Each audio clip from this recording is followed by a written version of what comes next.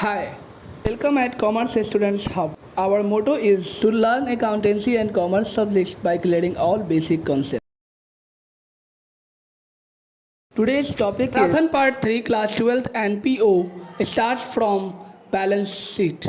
Thank you. We continue. Namaskaram. Good morning to all of you, my dear friends. आप सभी को स्वागत है आपके इस कॉमर्स स्टूडेंट्स हब में. Thank you for please watch it complete video. 1 minute 2 minute video देखकर आप रुक न जाए, क्योंकि आज आपको ये मैराथन क्लास चल रही है.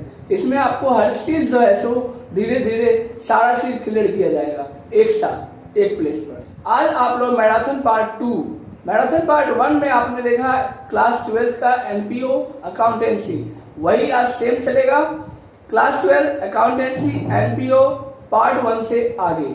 पार्ट 1 में हमने बैलेंस शीट का ओपनिंग बैलेंस शीट तक देखा था. अब हम ओपनिंग बैलेंस शीट से आगे बढ़ेंगे. ठीक है, तो फिर दोबारा रिकैप कर लेते हैं. बैलेंस शीट क्या होता है? तो बैलेंस शीट क्या होता है? किसी भी ऑर्गेनाइजेशन का, किसी भी फर्म का वह एक फाइनल स्टेटमेंट होता है.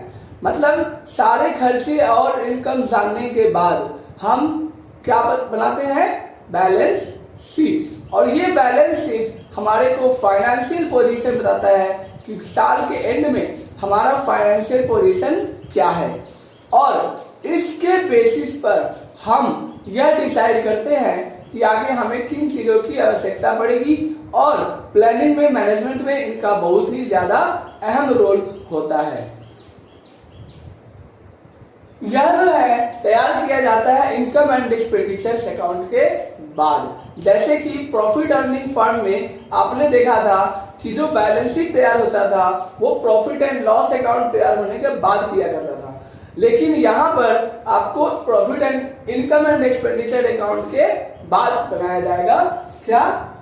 Balance sheet. जैसा कि बताया था कि इनकम एंड एक्सपेंडिचर जो है रिसीट्स एंड पेमेंट अकाउंट के बाद बनाया जाता है, और ठीक उसी तरीके से balance sheet income and expenditure account के बाद बनाया जाता है. क्यों?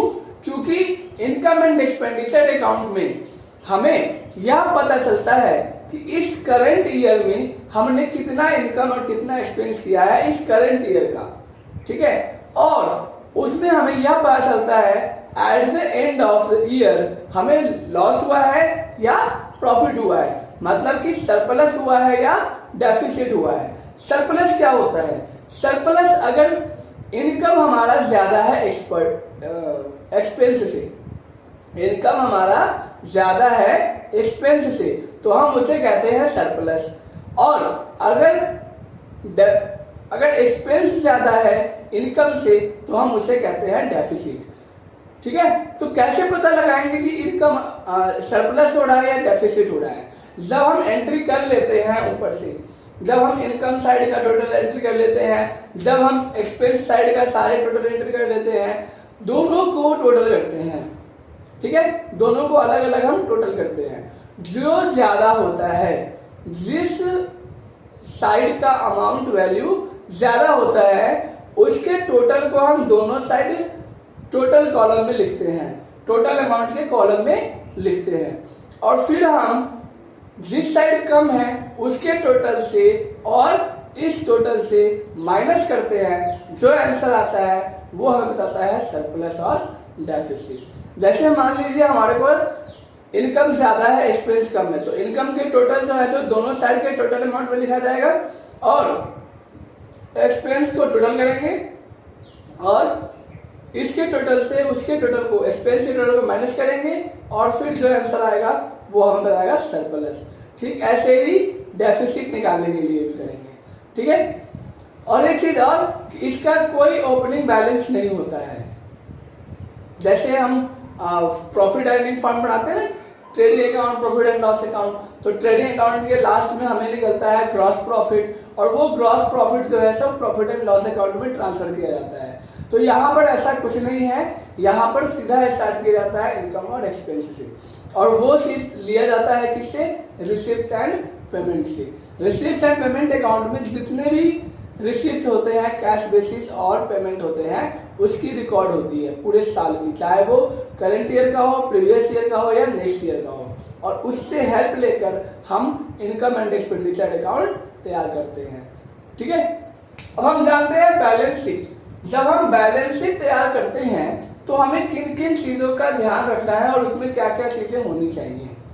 पहला चीज, हमारे पास होना चाहिए ओपनिंग कैपिटल फंड। क्या होना चाहिए? Opening capital fund. क्योंकि जब बिजनेस स्टार्ट करते हैं तो उसमें इन्वेस्टमेंट कौन करता है? ऑनर करता है। वैसे ही जब एलपीओ स्टार्ट होता है तो उसमें इन्वेस्टमेंट कौन करता है? जो उसके ट्रस्टी होते हैं, ठीक है, या फिर जो मेंबर्स होते हैं।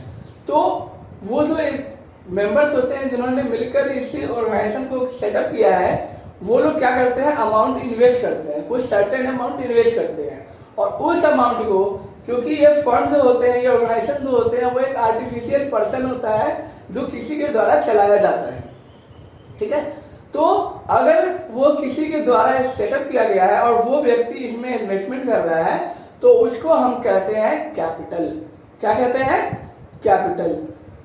वैसे ही यहां पर भी एनपीओ में भी वही होता है, लेकिन उसमें प्रॉफिट अर्निंग फंड में क्या होता है कि उसमें इच्छा होती है कि हमें वापस मिलेगा पैसा, रिटर्न, हायर रिटर्न कमाने का उसमें इच्छा होता है।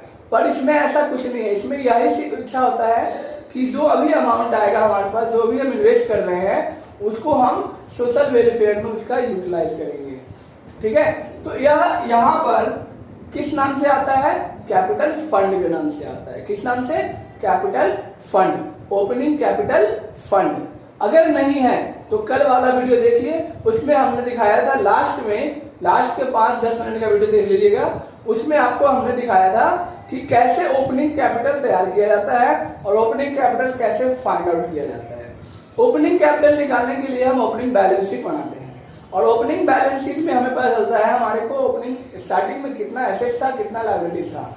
बताया गया था कि एसेट्स जो है सो हमेशा ज्यादा होता है लायबिलिटी के मुकाबले में। तो एसेट्स को माइनस करते हैं लायबिलिटी से, तो हमारा जो आंसर आता है वो आता है ओपनिंग कैपिटल फंड।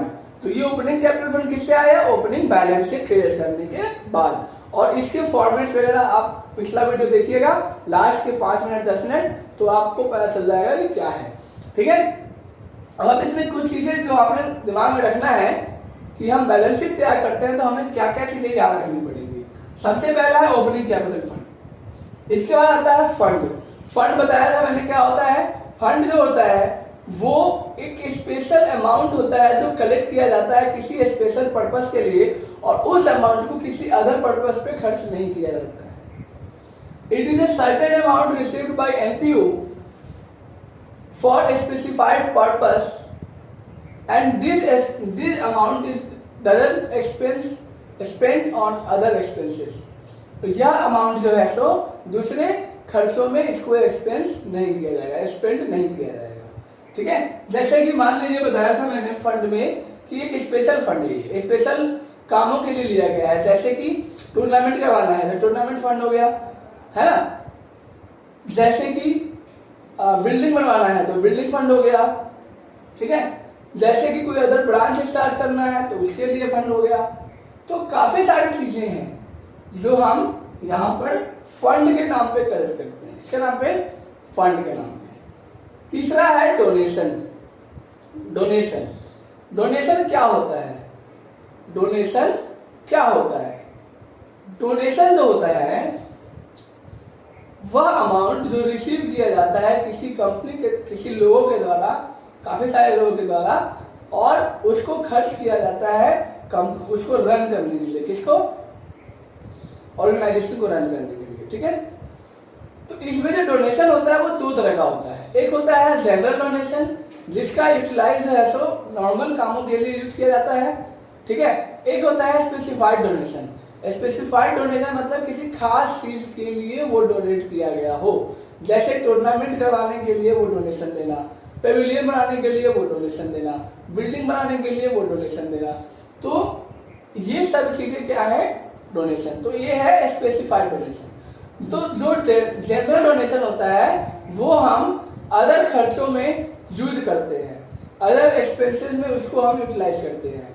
इसीलिए वो रेवेन्यू रिसिप्ट कहा जाता है। क्या कहा जाता है? Revenue receipt. और आपको पता है कि जितने भी रेवेन्यू रिसिप्ट होते हैं या फिर एक्सपेंसेस होते हैं वो सब कहाँ यूज किए जाते हैं? इनकम एंड एक्सपेंडिचर अकाउंट में।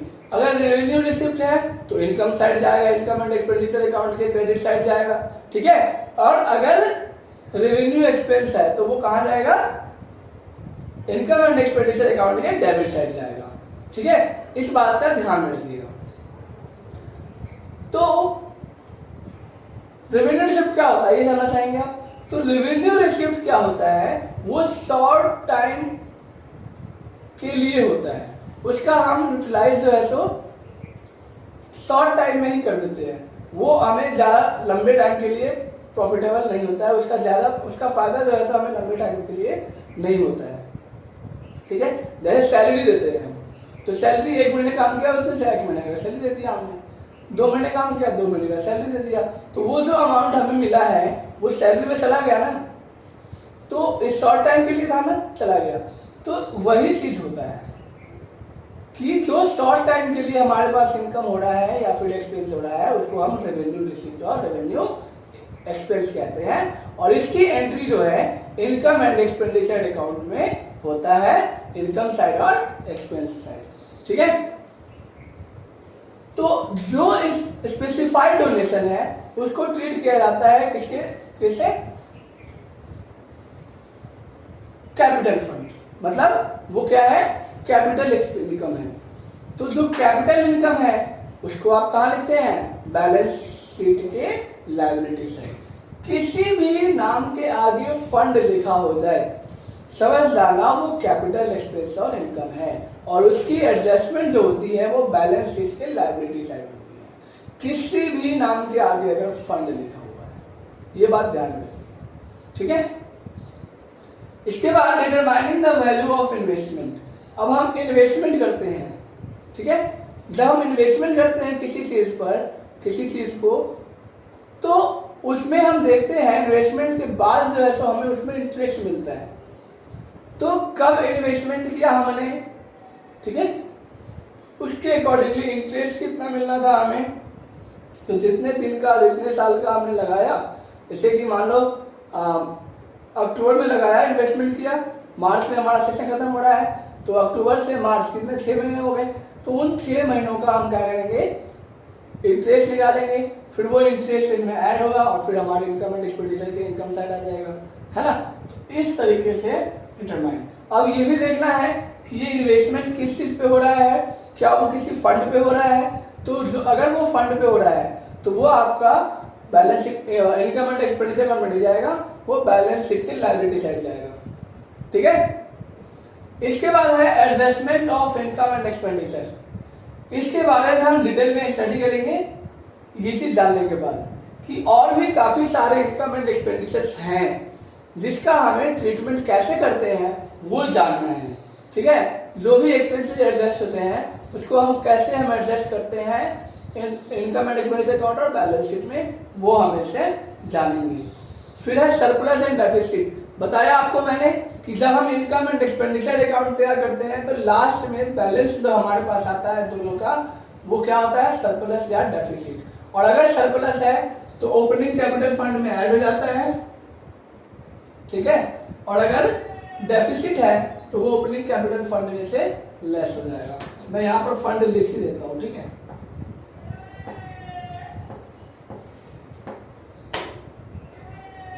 ठीक है।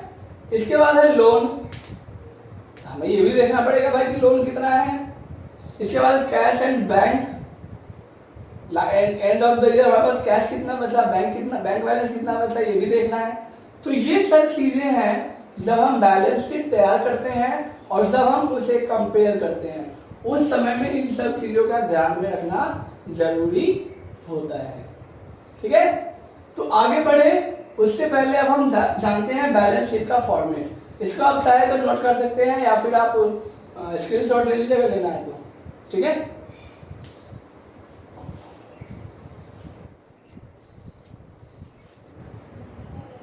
तो चलिए हम स्टार्ट करते हैं। आज हम बैलेंस शीट के फॉर्मेट से, मतलब जो अभी तक हमने पढ़ा कि हमें किन किन चीजों का ध्यान में रखना है।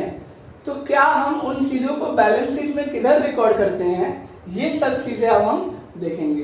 ठीक है, तो उसके लिए एक फॉर्मेट तैयार करते हैं हम। सबसे पहले फॉर्मेट, ठीक है, यहां लिखेंगे name of the firm, firm का नाम रहेगा, फिर लिखेंगे बैलेंस शीट,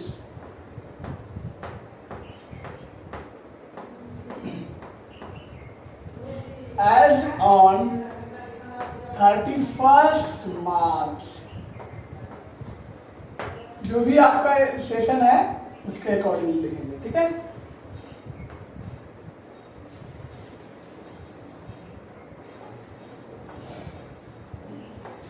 इसमें भी दो साइड होता है, आपका पता है आपको, बैलेंस शीट में आपने देखा था 11th क्लास में देखा आपने कि दो साइड होता है, एक साइड एसेट और एक साइड लायबिलिटी। तो सेम यहां भी है।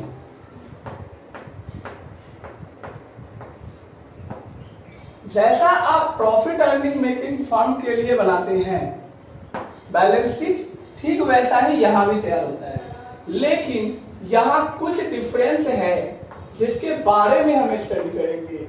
कुछ ट्रांजैक्शंस ऐसे हैं जो आपके प्रॉफिट मेकिंग फर्म में नहीं होता है, वो इसमें होता है, और उसकी एडजस्टमेंट कैसे करते हैं उस चीज की स्टडी हम यहां करेंगे।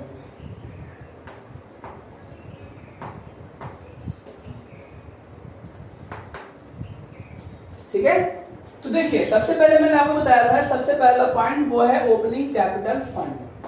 क्या है? Opening capital fund. आपको बताया था कि जब हम बिजनेस स्टार्ट करते हैं तो हमारे पास एक अमाउंट होता है, एक आधार होता है, ठीक है, जिसके बेसिस पर हम फंड को आगे नेक्स्ट ईयर के लिए रन करने के लिए रेडी रहते हैं। मतलब नेक्स्ट ईयर में हम अपने आप को दिखाने के लिए रेडी रहते हैं, मार्केट में हम अपने आप को रेडी करते हैं। ठीक है, वो बेसिक चीजें क्या है? वो बेसिक चीजें यही एसेट्स और ये कैपिटल फंड है। ये हमें बताता है कि हाँ तुम बाजार में उतरने लायक हो। मतलब एसेट्स आपके पास कितना है, ये चीजें, क्या एसेट्स आपके पास है भी या नहीं है। होता है ना कि प्रॉफिट कंपनी को काफी सारे लॉस हो गए तो उसने अपने लॉस को बियर करने के लिए उसने सारे एसेट्स को बेच दिए। तो इसमें क्या होता है कि उसके पास एसेट रहता नहीं, फिर आगे से क्या करेगा है ना। तो यही चीजें ध्यान में रखना है कि जो बैलेंस शीट है उसमें हमारे पास क्या क्या चीजें होनी चाहिए। तो सबसे पहला जो होना चाहिए कैपिटल होना चाहिए हमारे पास, क्योंकि उसी कैपिटल फंड से जो अमाउंट हम लेते हैं, कुछ कैश अपने पास हाथ में रखते हैं, कुछ बैंक में डाल देते हैं। ठीक है, किसी चीज का हम मशीन खरीद लेते हैं, किसी चीज का फर्नीचर खरीदते हैं, किसी को लोन दे देते हैं, किसी को कुछ दे देते हैं, किसी को कुछ दे देते हैं। तो वो कैपिटल अमाउंट से ही हर कुछ होता रहता है। ठीक है, और अगर कुछ गेन होता है या लॉस होता है तो हम इसी कैपिटल फंड में उसको ऐड और लॉस करते हैं। तो जैसा कि आपको बताया था ओपनिंग कैपिटल फंड में, यहां तो हमने लिख लिया ओपनिंग कैपिटल फंड। आपको बताया था कि एनपीओ जो हम तैयार करते हैं उसमें इनकम एंड एक्सपेंडिचर अकाउंट भी तैयार करते हैं। तो इनकम एंड एक्सपेंडिचर अकाउंट के तो लास्ट में हमारे पास क्या आता है, सरप्लस और डेफिसिट। तो वो सरप्लस और डेफिसिट इसमें से ऐड या फिर माइनस होता है। तो अगर सरप्लस है तो उसे हम ऐड करते हैं, पर अगर डेफिसिट है तो उसे हम लेस करते हैं। इन बातों का भी ध्यान में रखना है। ठीक है, इसके बाद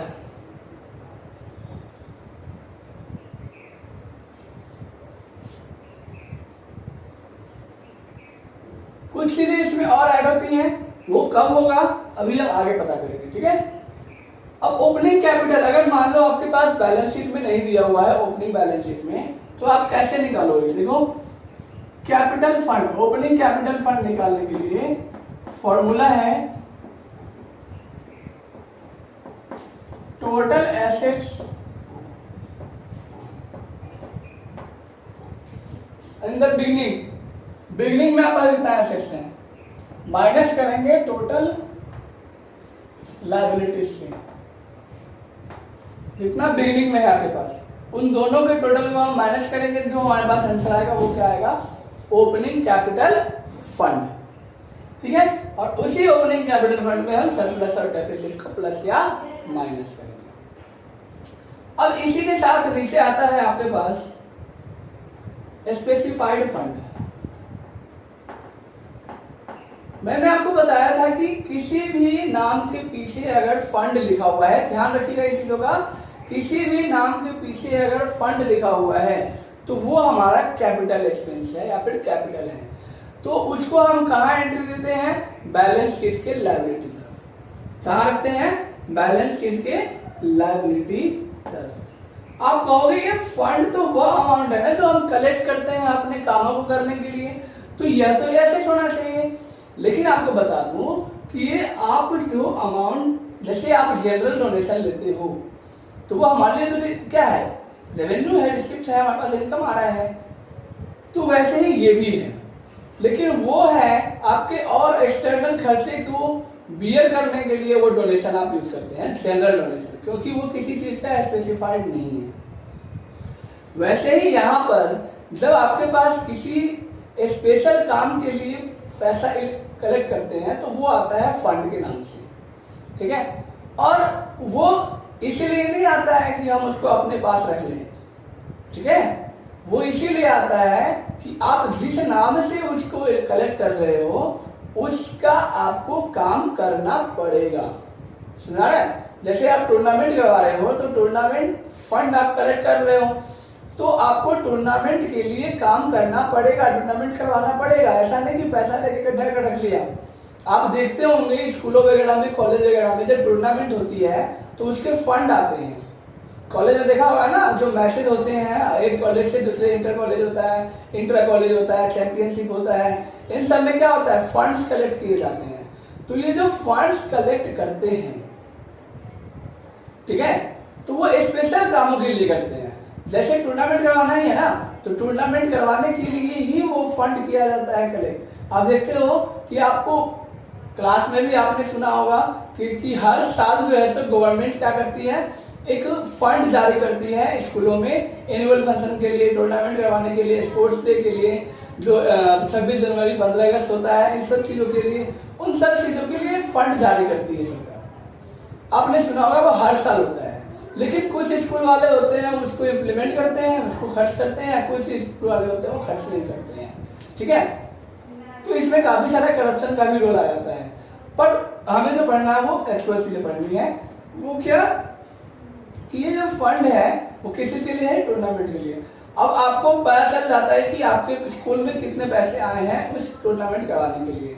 तो अब आप एक जिम्मेदार होने के नाते आप स्कूल में प्रिंसिपल से, चाहे टीचर से पूछते हो और फिर उसके हिसाब से अपना डाटा तैयार करते हो कि हमें क्या क्या चीजें चाहिए, क्या क्या खरीदना पड़ेगा, कहाँ क्या खर्चे होंगे, ये सब तैयार करते हो।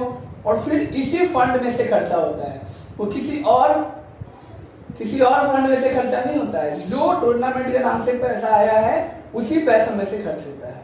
तो अब आप समझ में आ गया होगा कि ये स्पेसिफाइड फंड है, ये किसी काम को करने के लिए है। इसका मतलब हमारा एक लायबिलिटी है हमारे पास कि हमें वो काम करना पड़ेगा। तो वो जब तक हम काम नहीं करते हैं वो तब तक हमारे लिए क्या है, लायबिलिटी है। जैसे कि आप देख लीजिए स्पेसिफाइड फंड में आप मान लीजिए हम ले लेते हैं टूर्नामेंट फंड। टूर्नामेंट फंड, ठीक है। अब इसमें देखिए, इसमें आपके पास ओपनिंग बैलेंस जरूर होगा, ओपनिंग बैलेंस आपके पास होगा। इस कैपिटल अमाउंट में से ही हम कुछ अमाउंट टूर्नामेंट फंड के लिए अपने पास रख लेते हैं, ठीक है। और फिर आगे आने वाले जितने लोग आते हैं वो डोनेशन देते हैं, कुछ हम इसी फंड को इन्वेस्ट कर देते हैं, ठीक है। तो ओपनिंग बैलेंस हुआ इसके पास।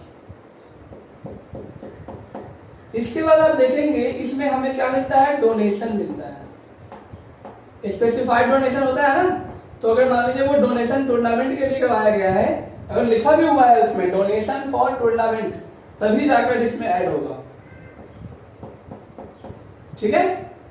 प्लस अगर आपने इस टूर्नामेंट फंड को कहीं इन्वेस्ट कर दिया है तो एक तरह से वो हमारे लिए क्या हो जाता है, एसेट हो जाता है टूर्नामेंट, जब तक हम इसको एक्सपेंस नहीं करते हैं। टूर्नामेंट फंड इन्वेस्टमेंट, ये आपने कर दिया इधर, ठीक है। अब देखिए इसके बाद आता है, अब आपने इन्वेस्टमेंट कर दिया है तो वो इन्वेस्टमेंट जो है आपको कहा इंटरेस्ट देगा ना, तो वो इंटरेस्ट आप यहां पर ऐड करेंगे, इंटरेस्ट ऑन इन्वेस्टमेंट ऐड कर दिया। अब क्या होता है कि जब हमारे पास टोटल पता चल जाता है, अब हम टूर्नामेंट करवाने जा रहे हैं, तो हमारे कुछ एक्सपेंसेस होते हैं, उस एक्सपेंसेस को हम यहां से माइनस करेंगे। अगर मान लीजिए एक्सपेंस आपने ज्यादा कर दिया अपने अमाउंट के फंड के अनुसार, तो आपने जितना ज्यादा अमाउंट, मतलब दोनों को हम माइनस करेंगे, एक्सपेंस को और टोटल अमाउंट को, ठीक है। अगर एक्सपेंस हमने ज्यादा कर दिया है तो ये अमाउंट जो है हमारा चला जाएगा प्रॉफिट एंड लॉस अकाउंट में, एक्सपेंस साइड, जो हमारा बैलेंस अमाउंट आएगा। अगर बैलेंस अमाउंट में एक्सपेंस ज्यादा है तो वो हम कहाँ डालेंगे, इनकम एंड एक्सपेंडिचर अकाउंट के एक्सपेंस साइड, और अगर नहीं है तो हम इसी साइड इसकी एंट्री कर देंगे, ठीक है। एक और लेते हैं, वो है बिल्डिंग फंड।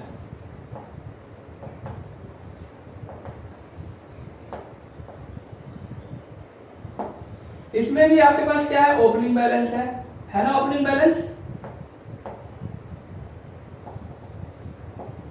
इसके बाद आपका आता है, इसमें भी वही चीज है, डोनेशन,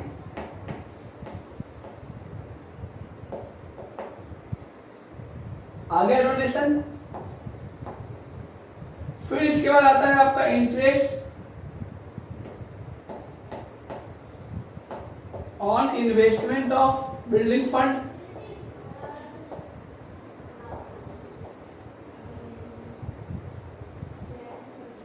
ठीक है, बिल्डिंग फंड, इसको भी आपने ऐड कर लिया। मतलब जो भी सोर्स ऑफ इनकम है इस फंड से रिलेटेड है, ठीक है, और उससे हमें कोई इनकम आता है इस फंड के रिलेटेड, तो उसको बोलते हैं हम कैपिटल इनकम या फिर कैपिटल एक्सपेंस। तो उसकी एंट्री जो है हम यहां करेंगे, किधर, बैलेंस शीट में, ठीक है। तो बैलेंस शीट की लायबिलिटी साइड आपने देखा कि ओपनिंग बैलेंस है आपके पास, डोनेशन फॉर बिल्डिंग फंड आपको मिल रहा है, इंटरेस्ट किया है, इन्वेस्टमेंट किया था आपने बिल्डिंग फंड के अमाउंट को, तो आपने यहां पर इन्वेस्टमेंट भी लिख दिया,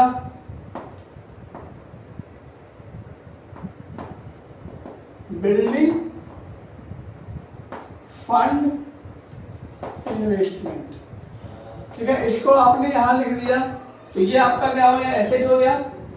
अब यहां देखिए कि जो अमाउंट आपने यहां पर ले तो लिया, अब यहां आप खर्च भी करने वाले हो, छोटे मोटे खर्च होते हैं ना, पानी पिलाना वगैरह, स्टेशनरी का, तो वो तो इसमें माइनस हो जाएगा, ठीक है। इसको मैं यहां पर ले लेता हूं ताकि अच्छे से समझ में आ जाएगा।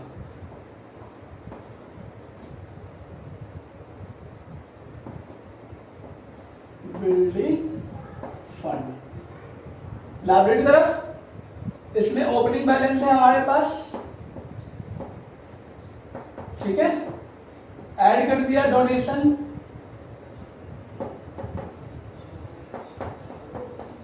फिर ऐड कर दिया इनकम, जैसे कि इंटरेस्ट है ऑन इन्वेस्टमेंट, ठीक है, इनको हमने टोटल किया। अब एक्सपेंस, अगर छोटे मोटे एक्सपेंस हैं तो वो हमने यहां पर एक्सपेंस कर दिया माइनस। अब कह रहा है कि एक्सपेंस जो है वो बिल्डिंग बनाने के क्रम में हुआ है, जो बड़े अमाउंट, जैसे कि होता है ना मटेरियल लेकर आते हैं बिल्डिंग बनाने के लिए, तो वो एक्सपेंस, उस एक्सपेंस को हम यहां माइनस करेंगे, ठीक है। और यही अमाउंट जो है अब ये एक्सपेंस किस पर हुआ है? बिल्डिंग बनाने पे हुआ है ना। तो बिल्डिंग क्या है? आपके लिए एसेट ही है, आगे उसका यूज करेंगे आप अगले 10 साल तक, 20 साल तक, 25 साल तक, जब तक है तब तक यूज करेंगे। तो वो आपके लिए लॉन्ग टर्म इन्वेस्टमेंट हो गया। तो अब जब ये लॉन्ग टर्म इन्वेस्टमेंट हो गया तो इसको हमने कहाँ यूज किया? एक्सपेंस को बिल्डिंग में। तो बिल्डिंग में जाकर हम इसको बिल्डिंग में ऐड कर देंगे, बिल्डिंग में ऐड कर देंगे, और यही अमाउंट आपका यहां भी ऐड हो जाएगा। ठीक है, एक्सपेंस ऑन बिल्डिंग। एक तरह से ये हमारा एसेट बन गया और लंबे टाइम तक इसका हम यूटिलाइज कर सकते हैं। ठीक है, तो आपने देखा कि ये आप पूछोगे टूर्नामेंट का जो एक्सपेंस हुआ वो हमने यहाँ क्यों नहीं लिखा? क्योंकि टूर्नामेंट का आपने एक्सपेंस तो किया, पर क्या वो हमारे साथ लंबे टाइम तक रहने वाला है? बिल्कुल नहीं, किसी फॉर्म में होगा तभी तो।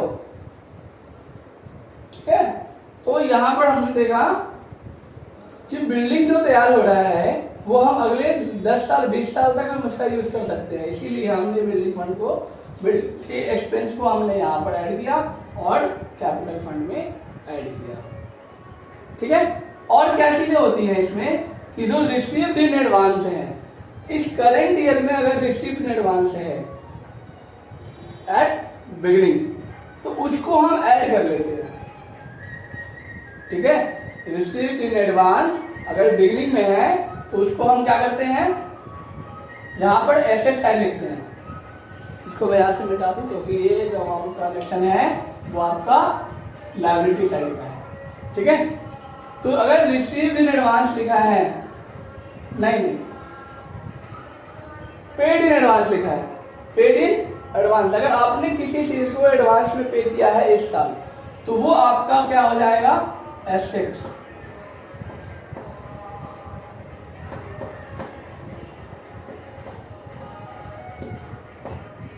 ठीक है, पेड इन एडवांस आपका क्या हो जाएगा? एसेट हो जाएगा। वैसे ही यहां पर अगर आउटस्टैंडिंग है एट द बिगिनिंग तो वो तो आएगा नहीं क्योंकि उसको हमने पे वगैरह कर दिया है। अब इस साल हमारे पास कितना आउटस्टैंडिंग रह गया है उसको आउटस्टैंडिंग एट द एंड कहते हैं। तो आउटस्टैंडिंग एट द एंड यहाँ पे आ जाएगा।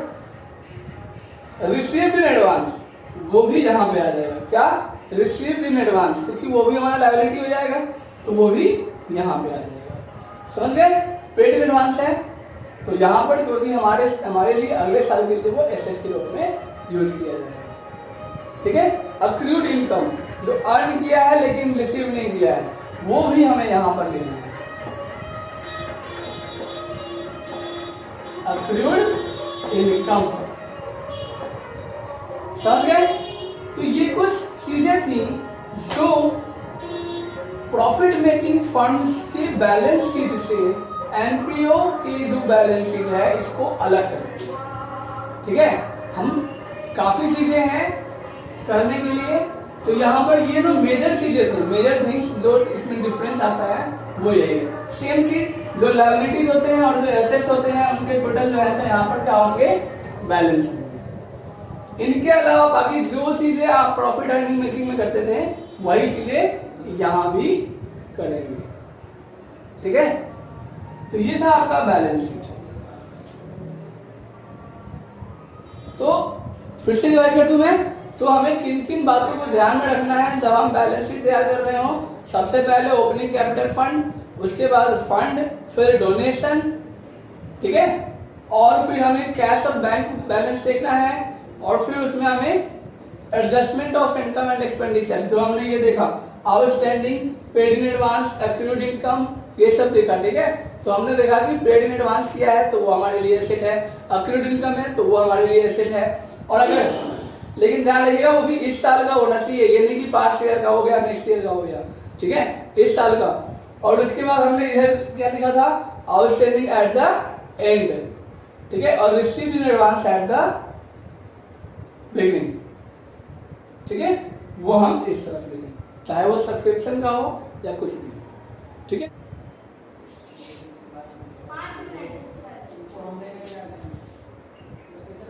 चलिए तो आगे हम देखते हैं कि कुछ आइटम्स इनकम एंड एक्सपेंडिचर्स के, उसको हम एडजस्टमेंट कैसे करते हैं, किसमें, एनपीओ में। तो यहां पर लिखेंगे, टॉपिक है ट्रीटमेंट ऑफ आइटम्स ऑफ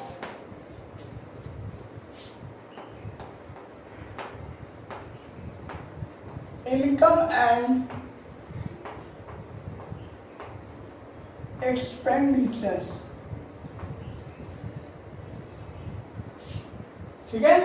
अब ये कुछ आइटम्स हैं जो नॉर्मल है एनपीओ में, और उसकी एडजस्टमेंट हम कैसे करेंगे, इन चीजों के बारे में हम अब स्टडी करने जा रहे हैं। ठीक है। तो इसमें सबसे पहला आएगा आपका, सबसे पहला जो स्टार्ट होता है और कोई ऑर्गेनाइजेशन, उसमें आता है आपका एंट्री फीस, एंट्रांस और एडमिशन।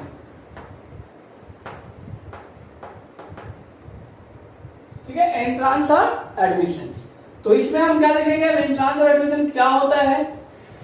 देखो, जब आप किसी सेमिनार में जाते हैं या फिर किसी स्कूल में एडमिशन कराने जाते हैं या फिर किसी चीज, हाँ, जहां पर एडमिशन कराने जाते हैं, तो आपको वहां पर कुछ सर्टेन अमाउंट पे करना पड़ता है उस प्रोसेस के लिए, क्योंकि जो ऑर्गेनाइजेशन है उसको अपने पैसे, उसके पास तो पैसे है नहीं, वो परचेज सेल का तो काम करता नहीं है, तो वो अपनी जो सोर्स ऑफ इनकम है, एंट्रांस और एडमिशन फीस, इससे ले पैसा कलेक्ट करता है। और जो खर्चे होने वाले हैं एडमिशन के दौरान में, जैसे होता है ना कि टेस्ट वगैरह, एडमिशन टेस्ट वगैरह होता है ना, एंट्रांस टेस्ट होता है, तो उसमें जो खर्चे होने हैं, टीचर को देना है, पानी पिलाना है, उनको नाश्ता चाहिए, बच्चों के बैठने के लिए बेंच डेस्क की सुविधा, ये सभी चीजों का जो खर्चा होता है वो कहाँ से वो ऑर्गेनाइजेशन उठाता है, वो यही से उठाता है, एंट्रांस फीस और एडमिशन फीस से। ठीक है। तो यहाँ पर ध्यान रखने वाली बात यह है कि एंट्रांस फीस और एडमिशन फीस एक तरह का किसी भी ऑर्गेनाइजेशन के लिए, एनपीओ ऑर्गेनाइजेशन के लिए क्या होता है, रेवेन्यू इनकम होता है। क्या होता है, रेवेन्यू इनकम होता है, क्योंकि वो शॉर्ट टाइम के लिए होता है, शॉर्ट टाइम खर्चे को पूरा करने के लिए किया जाता है। इसीलिए इसका जो एडजस्टमेंट होता है वो कहाँ चला जाता है, adjustment, entrance fee, it is treated as a revenue receipt.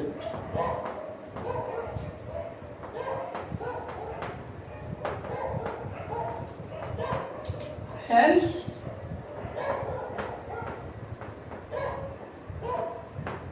it is recorded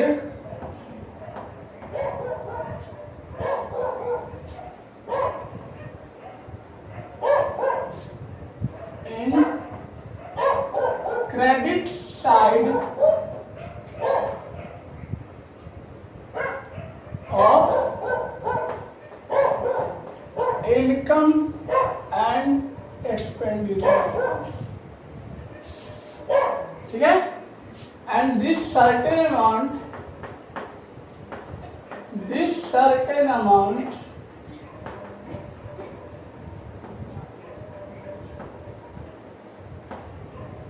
received by MPO during admission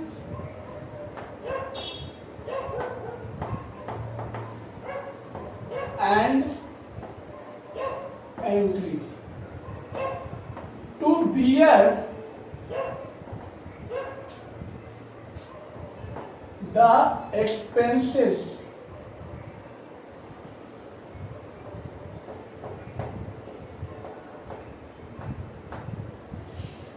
relating to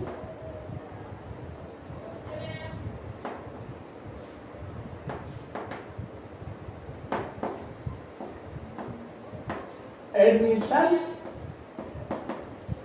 process। ठीक है। तो यह जो अमाउंट है वो रिसीव किया जाता है एनपीओ के द्वारा कब? एडमिशन और एंट्री प्रोसेस में। ठीक है, किस चीज के लिए? वो जो एक्सपेंसेस होने वाले हैं एडमिशन प्रोसेस में उसको बियर करने के लिए, उसको उसका एक्सपेंस उठा सके, उस चीज के लिए उसको खर्च कर सके। ठीक है, अब इसकी ट्रीटमेंट कैसे होती है वो देखिए। इनकम एंड एक्सपेंडिचर अकाउंट,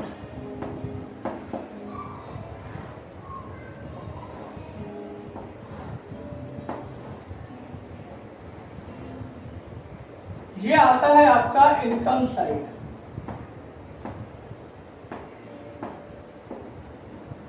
ठीक है, किस नाम से?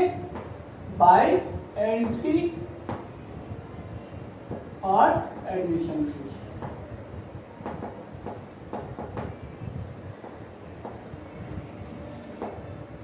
ठीक है, समझ गए? ये था, तो ये पहला चीज था treatment of items of income and expenditure account का पहला। इसको आप लिख सकते हैं, पीछे रिमाइंड कर लीजिएगा, रोक कर आप इसका स्क्रीनशॉट ले लीजिए या फिर लिख लीजिए। ठीक है, फिर अगला है life membership fees. Life membership fees. अब ये लाइफ मेंबरशिप फीस क्या है?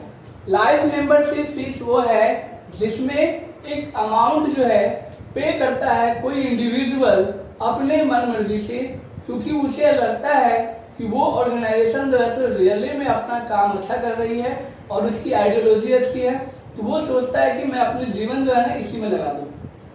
जैसे आपको बताया था मैंने एग्जाम्पल, आरएसएस के रूप में बीजेपी ऑर्गेनाइजेशन है, जो इसमें जो भी लीडर्स हैं आपने देखा होगा काफी सालों से काम कर रहे हैं इसमें। ठीक है, तो वो एक एंट्री अमाउंट देते हैं, वो उसमें लाइफ टाइम तक जुड़े रहने के लिए एक मेंबरशिप अमाउंट देते हैं, जिसको हम कहते हैं लाइफ मेंबरशिप फीस। क्या कहते हैं? Life membership fees.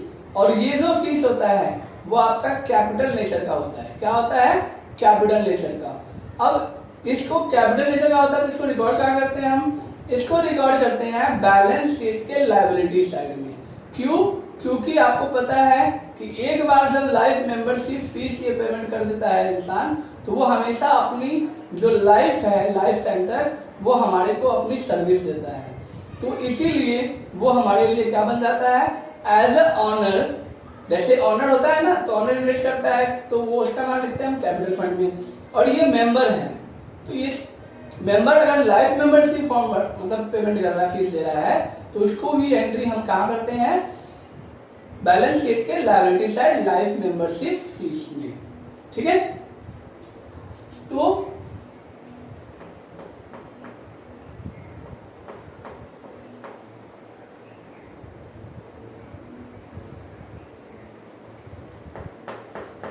it is a certain amount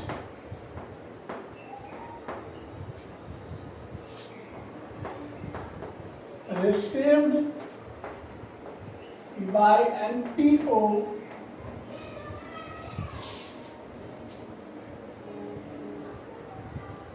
by his member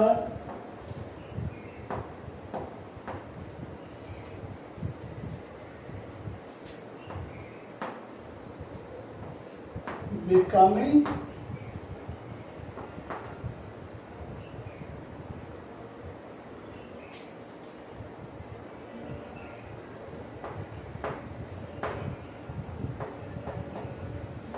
lifetime members. It is a certain amount received by NPO by his members for becoming lifetime member. ठीक है, life time member बनने के लिए वो क्या करता है? एक सर्टेन अमाउंट देता है। ठीक है, टू अवेल हिज सर्विस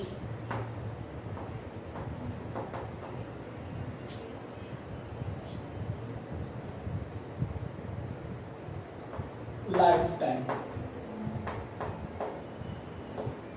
ठीक है, हमेशा के लिए। और ये जो अमाउंट है, this amount is recorded in the liability side of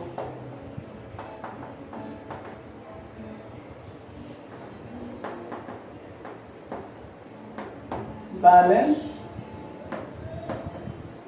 sheet, ठीक है। तो आप ये अमाउंट जो है सो आप बैलेंस शीट में रिकॉर्ड करते हैं, वो भी लायबिलिटी साइड में। किस नाम से? on the name of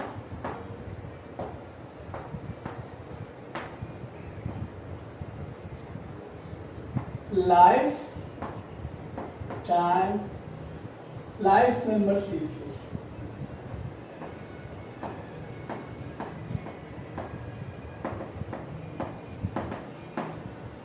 अब देखते हैं इसका रिकॉर्डिंग कैसे करते हैं।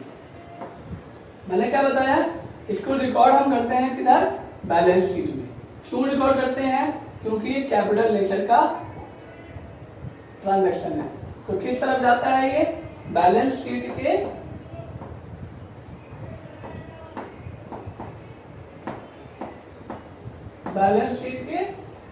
लायबिलिटी से।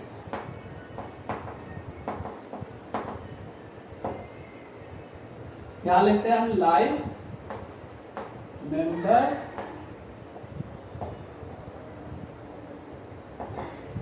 शीट, ठीक है।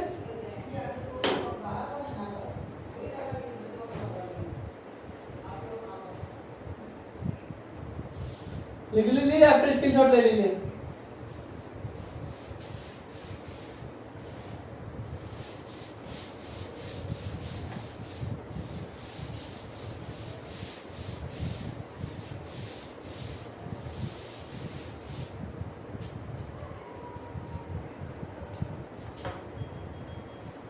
इसके बाद आता है special receipt.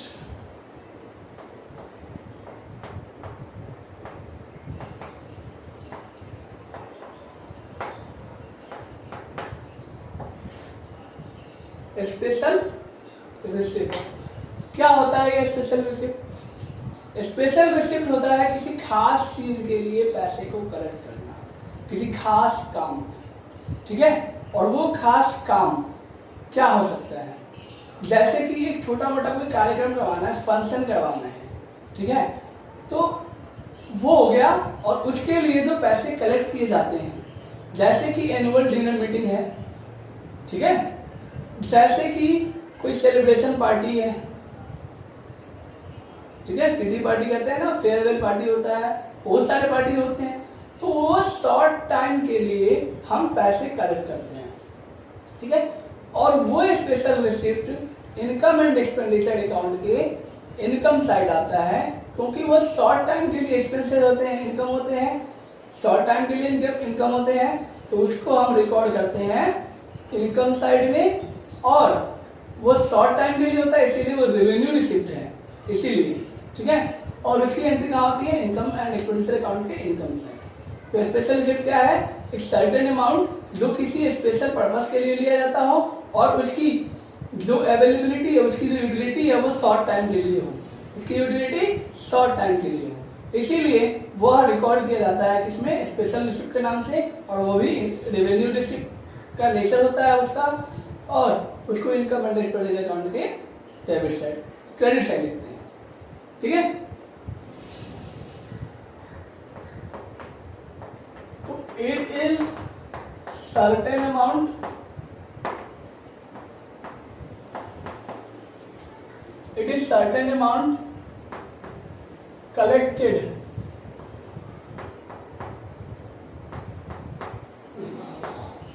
for special purpose,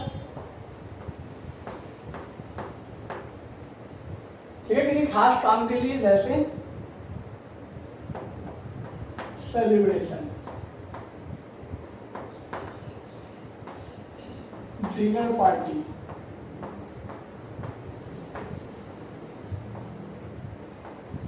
ठीक है।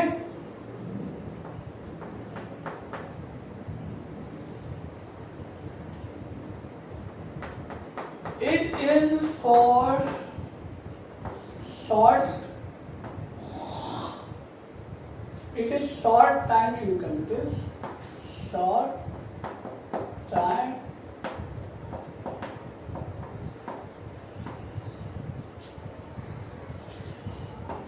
treated as revenue receipt,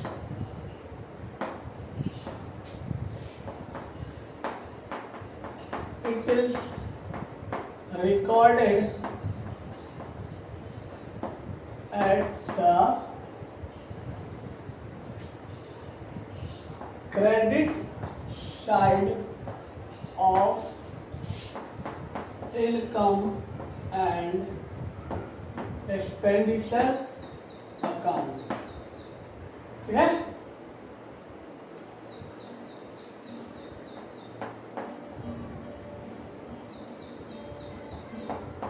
It is recorded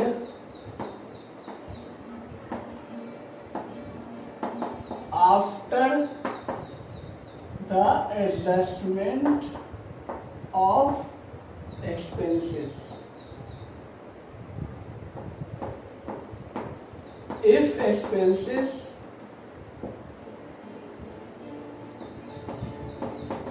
is more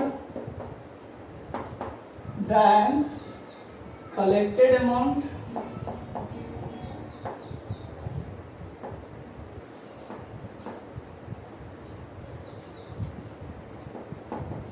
it is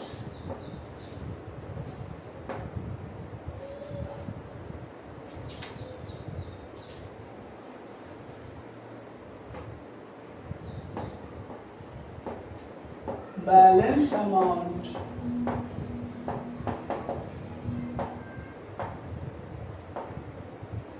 recorded in debit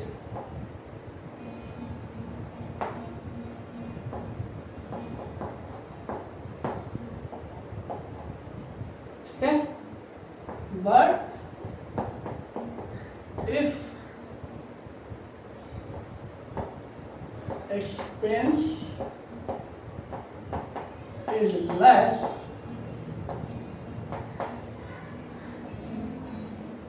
than recorded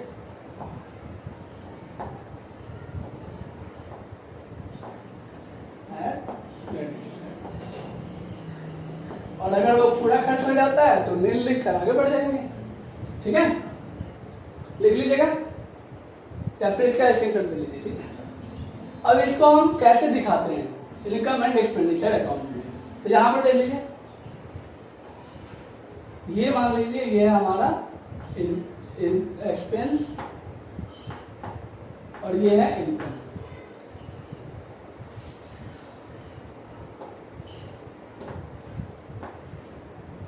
ये हो गया इनकम और ये है एक्सपेंस। तो स्पेशल रिसिप्ट है, स्पेशल नाम भी रहेगा वहां पे स्पेशल रिसिप्ट,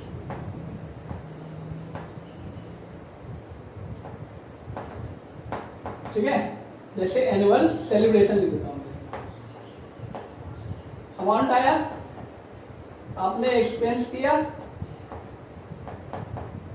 लेस करेंगे उसको, जो अमाउंट आएगा अगर एक्सपेंस ज्यादा है तो इन दोनों के माइनस करने पर जो आंसर आ रहा है उसको हम इस साइड लिखेंगे, एक्सपेंस ज्यादा है तो जो एडजस्टेड अमाउंट है वो एडजस्टेड एक्सपेंस ऑन सेलिब्रेशन, ठीक है, वो हम यहाँ लिखेंगे एक्सपेंस साइड। लेकिन अगर ये कम है तो ये हमारे लिए इनकम हो जाएगा और इसीलिए इसका अमाउंट हम इस मेजर कॉलम में डाल देंगे, ठीक है।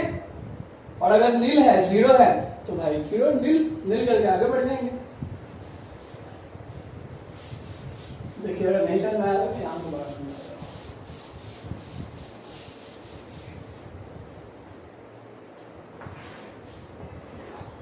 ये आपका इनकम साइड और ये एक्सपेंस।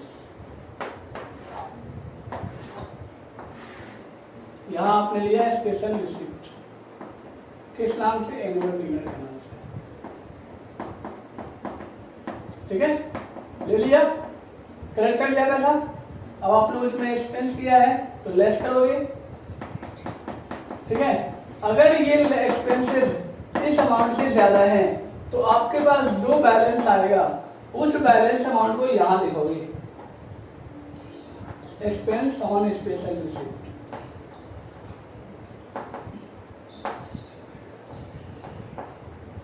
ठीक है,